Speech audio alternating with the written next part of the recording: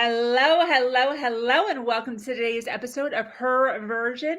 This podcast is dedicated to sharing stories of struggle and triumph, a platform that allows individuals to tell their truth in order to inspire and uplift others. For those of you that are new to this podcast and like content like this, make sure you hit that subscribe button. Make sure you follow, like, and share. I am your host, Sabrina Victoria. Let's jump right in.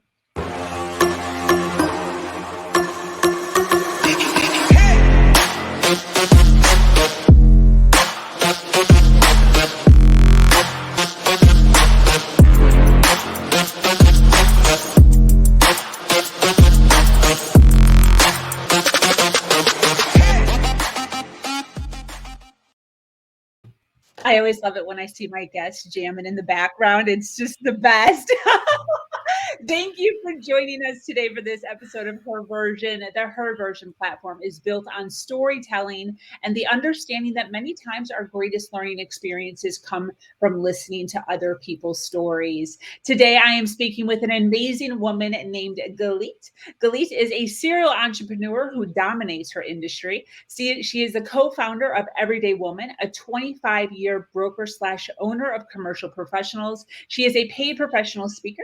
She coaches women to seven figures, is the author of Successful Woman's Mindset, founder of Everyday Woman TV, and received the award for Entrepreneur of the Year from Silver State Awards. Now, don't think that all of this was handed to Galit. From the age of 7 to 13. She struggled with speaking. She had lost her voice and was enrolled in speaking therapy and had to strain her voice to speak. As she grew up, she ended up in a male-dominated industry and has been dismissed dozens of times. The obstacles that she has overcome in her personal and business life could have deterred her from progressing, but she never let up. Galit is here today to talk about dominating in an industry despite any setbacks that come your way. Welcome, lady. Yeah. A lot of the stuff that you're saying is, you know, why people go into personal development or why they read books on, personal growth. Um, do you think the fact that maybe you got into real estate fairly long and kind of were introduced to sales and kind of that mindset, do you think that helped? Or do you think that from 7 years old, you were already understanding the concept of this? Oh, I definitely wasn't understanding it that young. I think when I look back at my childhood, I was very blessed to have a pretty amazing childhood, and that helps too. I'm not going to lie, when you're not coming from lots of trauma. But I also experienced my voice from 7 to 13. I experienced suicide at 15. And then at 18, I also had a really good friend one of my best friends go through a very traumatic event of losing his entire family in the same night. And I think that for me, it's a development that occurred each year with each experience. So for me personally, it's based on seeing that life can go like that and recognizing that tomorrow's not promised. So when I wake up in the morning, I'm thankful I woke up. And a lot of people can't wrap their head around that type of mindset because they're too focused on all the negative things going in their life. And for me, a lot of it is, if I find my mind going there, I know what tools to use now to get me back to this. And sometimes people will say to me, "You're always smiling. You're always happy." I go, "No, I'm human.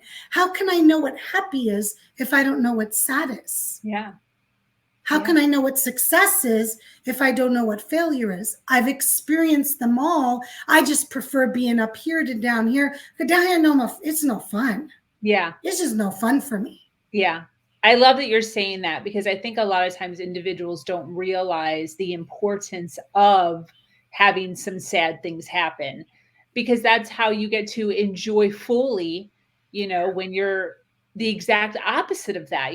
There is joy also in sadness or fear or pain, because then when it's, when it goes to the opposite side, it feels that much better. I totally agree. I love that you said that. I think that was such a beautiful statement. Joy and sadness.